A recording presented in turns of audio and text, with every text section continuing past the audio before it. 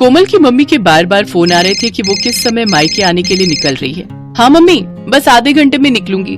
वही 1.5-2 घंटे लगेंगे गुरुग्राम पहुंचने में। रास्ते में बहुत जाम मिलता है, तो मेट्रो से आ जा। मम्मी वो अटैची और बैग भी है ना, इसलिए मैंने कैब कर लिए। आप टेंशन मत लो, मैं आ जाऊंगी। ठीक है कोमल, आ जाना टाइम से, मैं खाना तैयार रखूंगी। कोमल फोन पर कुछ और कहती, उससे पहले ही फोन कट गया। कोमल मायके जाने की तैयारी करने लगती है। रिंकू और दिशा की गर्मियों की छुट्टियां थी, इसी वजह से कोमल कुछ दिनों के लिए मायके रहने जा रही थी।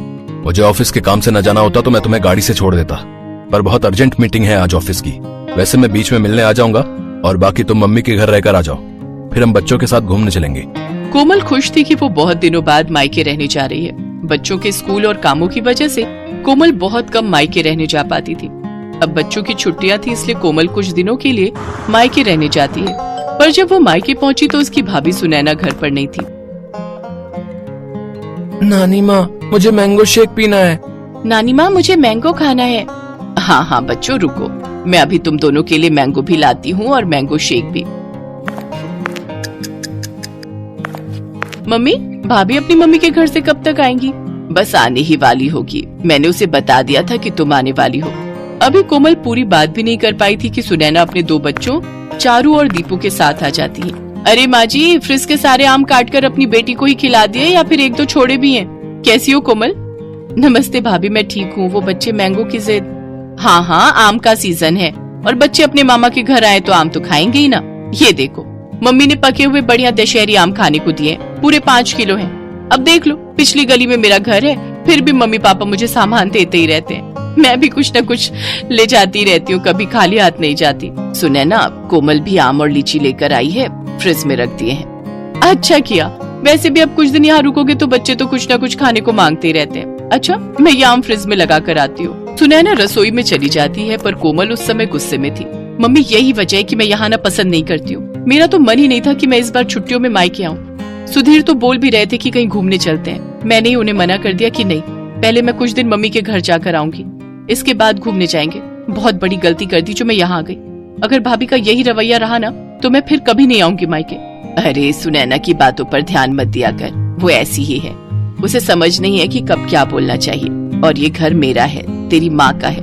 अभी क्योंकि मैं जिंदा हूँ इसलिए तू अपनी माँ के घर आई है, आराम से रह। आज तेरे पापा जिंदा होते तो तेरे आने पर पल के बिछा देते। कोमल देखती है उसकी माँ की आंखों में आंसू आ जाते हैं, इसलिए कोमल उस समय चुप हो जाती है और बात को बदल देती। मम्मी, भैया को ना फोन मिला दो, उन्हें कहना मेरे लिए बंगाली रसगुल्ले लेते हुए आएंगे, बहुत मन हो रहा है। तभी कोमल का भाई आ जाता है। अरे मुझे पता है तू आने वाली है, इसीलिए मैं रास्ते में हलवाई से बंगाली रसगुल्ले लेता हुआ आया हूँ। ये ले, तेरी पसंद के बंगाली रसगुल्ले, वो भी छोटे वाले। नमस्ते भैया, कैसे हो? थैंक यू, आपको याद था कि मैं आने वाली हूँ। हाँ, मम्मी ने सुबह बता दिया था कि तुम आने वाली हो। और जीजू कैसे हैं, सब बढ़िया? जी भैया, सब ठीक है। देसी घी लाए हो? मैंने बोला था देसी घी खत्म हो गया, लेते हुए आना। अरे मैं भूल ही गया, सॉरी। काम की चीज तो तुम भूल ही जाओगे जो मैंने बोली है।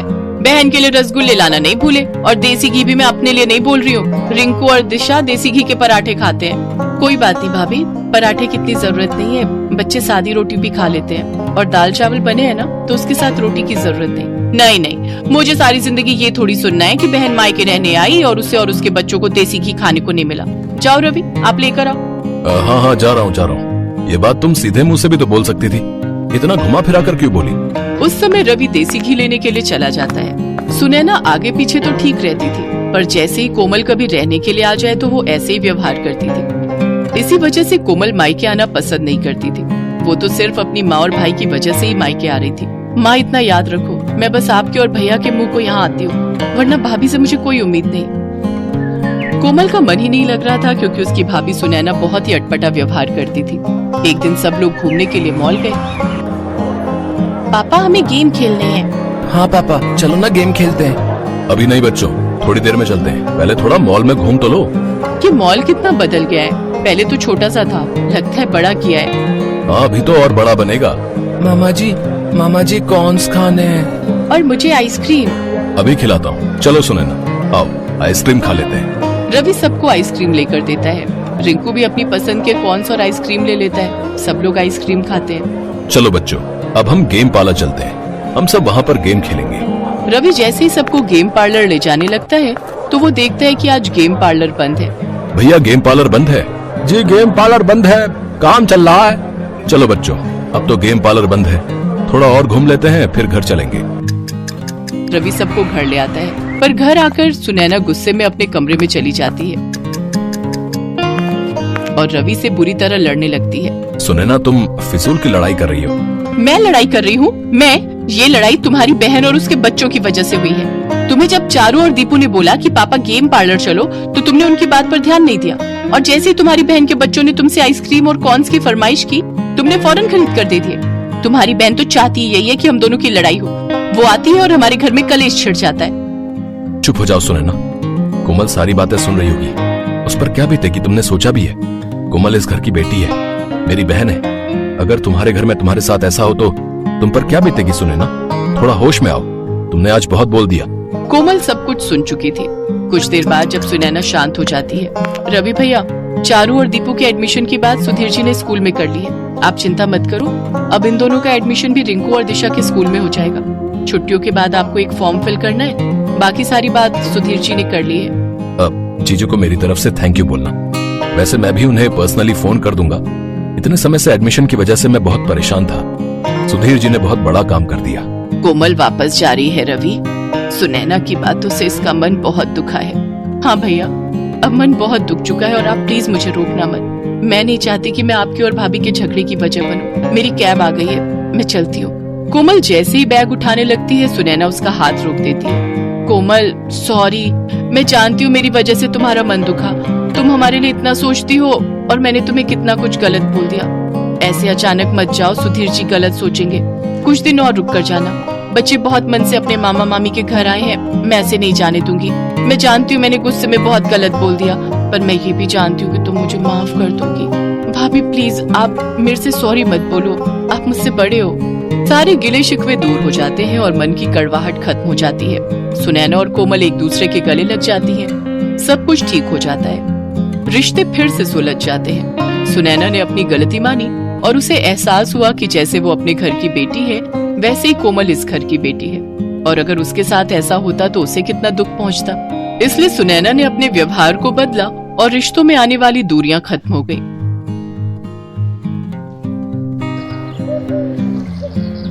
कुछ दिनों से मीरा बहुत परेशान थी। उसकी शादी के बाद जब जब वो अपने मायके अपने भाई भाभीयों से मिलने के लिए जाती तो सब उसे खूब लाड प्यार करते, उसकी खूब खातिरदारी करते। पर कुछ समय से वो उनके नेचर में चेंज देख रही थी, इसीलिए उसका मन भी बहुत उदास था। क्या हुआ बहू, तुम थोड़ी परेशान दिखाई दे रही हो? मुझसे कहो, मैं भी तो तुम्हारी माँ हूँ। माँ जी, शादी से पहले भैया भाभी मेरे से बहुत प्यार से बात करते थे, मेरी छोटी छोटी जरूरतों का बहुत ख्याल रखते थे, मुझे किसी भी चीज की कमी नहीं होने देते थे। पर शादी के बाद मैं जब भी उनसे मिलने जाती हूँ वो मेरे से ठीक से बात ही नहीं करते और यहाँ तक कि मुझसे मिलने भी नहीं आते, और मुझे उन्होंने बुलाना भी बहुत कम कर दिया है। आखिर ऐसा क्या हुआ है जिस वजह से वो लोग मुझसे बात करने से कतराने लगे हैं? हो सकता है बहू ये तुम्हारे मन का वहम हो। पहले तुम उनके साथ रहती थी ना, तो तुम्हें इस बात का एहसास नहीं होता था। अब तुम उनसे दूर हो, इसलिए तो उन्हें ज्यादा याद करने लगी हो, तभी तुम्हारे मन में ऐसे विचार आ रहे हैं। मुझे नहीं लगता कि ऐसा कुछ उनके मन में होगा। एक काम करो, तुम कुछ दिनों के लिए अपने मायके रहकर आ जाओ, इससे तुम्हारे मन का वहम भी दूर हो जाएगा और तुम्हारा उदास मन भी ठीक हो जाएगा। थैंक यू माँ जी, मैं तो पता नहीं क्या क्या सोच रही थी। मैं कल ही मायके रहने चली जाती हूँ। एक काम करती हूँ, मैं उन्हें कुछ बताऊंगी नहीं, उन सबको सरप्राइज दूंगी। अगले दिन मीरा अपने भैया भाभी को सरप्राइज देने के लिए अपने मायके पहुँचती है, पर वहाँ पर तो ताला लगा हुआ था। अरे, घर पर तो ताला लगा हुआ है, हो सकता है निशा भाभी और अलका भाभी कहीं बाहर गई हो। थोड़ा इंतजार कर लेती हूँ। एक काम करती हूँ, निशा भाभी के मोबाइल पर फोन करती हूँ। मीरा अपनी बड़ी भाभी को फोन मिलाती है, पर फोन ही नहीं मिल रहा था। तभी पड़ोसन उसके पास आती है। अरे मीरा बिटिया, कैसी हो? नमस्ते आंटी जी, मैं ठीक हूँ। आपको कुछ आइडिया है कि भाभी कहाँ गई हैं? वो सब तो घूमने के लिए विदेश गए हैं, 1 महीने बाद लौटेंगे। वो तुम्हारे भतीजे ऋषि का बर्थडे है ना, वही मनाने के लिए गए हैं। विदेश गए हैं? मुझे बताया भी नहीं। आ जाओ बिटिया, यहाँ आ जाओ, मैं चाय बनाती हूँ। नहीं नहीं आंटी जी, मैं फिर कभी आऊंगी, अभी मैं चलती हूँ। नमस्ते आंटी। मीरा के दिमाग में बहुत सी बातें चलने लगी।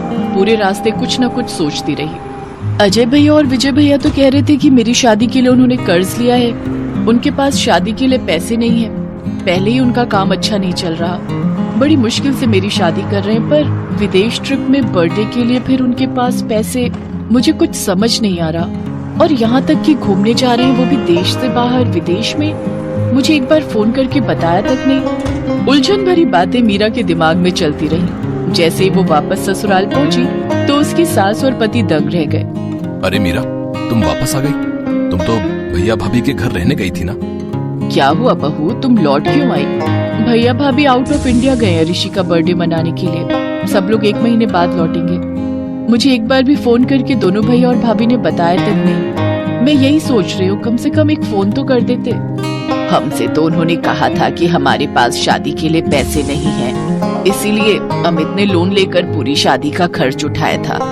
वैसे मुझे ये बात कहनी नहीं चाहिए बहू, पता नहीं तुम क्या सोचोगी, पर उन लोगों के पास विदेश घूमने के लिए पैसे कहाँ आए, जबकि पूरी शादी तो हमने की है, यही देखते हुए कि उनके पास शादी के लिए पैसे नहीं है।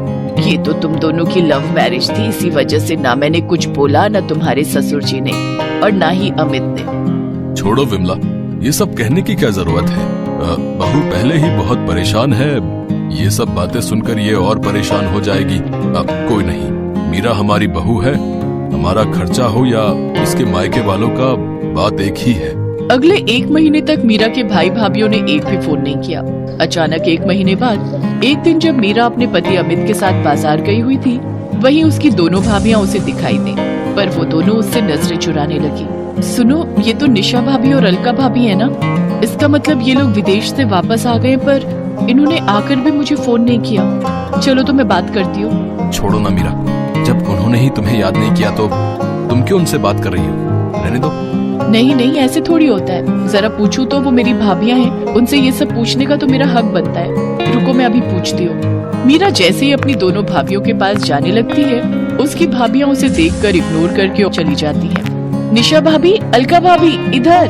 अरे, मुझे देखकर भी अनदेखा कर दिया। मुझे कुछ समझ नहीं आ रहा, आखिर ये माजरा क्या है? मैंने तुम्हें बोला था ना कि मत जाओ, देखो उन्होंने तुम्हें देखा फिर भी नहीं रुकी। चलो अब घर चलते हैं। मीरा घर आकर सारी बात अपनी सास को बताती है। अब तो ये सब सुनकर मुझे भी कुछ गड़बड़ लग रही है। तुम्हारे भैया भाभी तुम्हें अनदेखा क्यों कर रहे हैं? कुछ दिन इंतजार करो, देखते हैं, क्या पता वो खुद फोन कर लें। अगले कुछ दिनों तक मीरा ने वेट किया, फिर भी किसी का भी फोन उसके मायके से नहीं आया। एक दिन मीरा अपनी सास के साथ किसी काम से बाजार से लौट रही थी, तो रास्ते में उसे अपने पापा के खास वकील दोस्त मिस्टर शर्मा मिल गए, जिनसे उसे एक ऐसी बात पता चली जिसे सुनकर वो और उसकी सास हैरान रह गए। मुझे तो हैरानी हो रही है मीरा बिटिया कि तुम्हारे दोनों भाइयों ने बंटवारे का हिस्सा तुम्हें नहीं दिया, जबकि तुम्हारे पापा तो 3 हिस्से करके गए थे। उन्होंने तुम्हारी वसीयत में यही लिखा था कि तीसरा हिस्सा तुम्हारी शादी और तुम्हारे दूसरे खर्चों के काम आएगा। पता नहीं अचानक से तुम्हारे दोनों भाइयों ने मुझे मना कर दिया और मेरी जगह किसी और वकील को हायर कर लिया। मुझे बात ही समझ नहीं आई। अब मैं क्या ही बोलता कि मुझे क्यों हटा रहे हो? मेरा बोलना भी सही नहीं था ना, पर मैं ये तो कहूँगा बेटी कि तुम्हें अपने हक का पैसा लेना चाहिए। वो तुम्हारे पापा की आखिरी इच्छा थी कि तुम्हें भी बंटवारे का हिस्सा मिले। मुझे कहना तो नहीं चाहिए, पर कहीं ना कहीं मुझे लगता है कि तुम्हारे भाई भाभीियों ने तुमसे बेईमानी की है। मैं यकीन नहीं कर सकती कि मेरे अपने सगे भाई मेरे साथ ऐसा करेंगे। वकील अंकल प्लीज मेरी हेल्प कीजिए, ताकि मैं अपने हिस्से के पैसे अपने भाई भाभीियों से ले सकूं। एक बार वो कहते तो सही कि बहन हम तुझे बंटवारे का हिस्सा नहीं देना चाहते, तो मैं हंसते हंसते वो पैसे उन्हें दे देती। अरे मैं तो उनकी सगी बहन हूँ, वो मुझसे जान भी मांगते तो मैं दे देती, पर उन्होंने मुझसे इस तरह झूठ और बेईमानी के सहारे बर्ताव किया है, वो माफी के लायक ही नहीं है। प्लीज अंकल, मुझे किसी भी तरह अपने भाइयों से अपना हिस्सा लेना है। ठीक है, मैं तुम्हारी मदद जरूर करूंगा बेटी। है मीरा, तुमने बिल्कुल सही फैसला लिया है। मैं और बाकी घर के लोग भी तुम्हारे साथ हैं। Thank you mummy ji, thank you so much. मुझे पता है कि आप लोग बहुत अच्छे हैं। आपने खुद ही सारी शादी का खर्च उठाया था, ये बात मैं कैसे भूल सकती हूँ। अब मैं अपने भाई भाभीियों से अपने पापा की जायदाद का हिस्सा जरूर लूंगी, जो वो मेरे लिए छोड़ कर गए हैं। वकील मिस्टर शर्मा की हेल्प से मीरा को अपने पिता की जायदाद में से तीसरा हिस्सा मिल जाता है, जो वो उसके नाम करके गए थे। पर मीरा को इस बात का दुख था कि उसके भाई पैसों के लिए उसके साथ गलत हो गए। आज से मेरा कोई मायका नहीं है। भूल जाना कि आपकी कोई बहन भी थी। ऐसा मत कह मीरा, हमसे गलती हो गई। हाँ मीरा, पैसों के लालच में हम अंधे हो गए थे। नहीं भैया, अब बहुत देर हो चुकी है।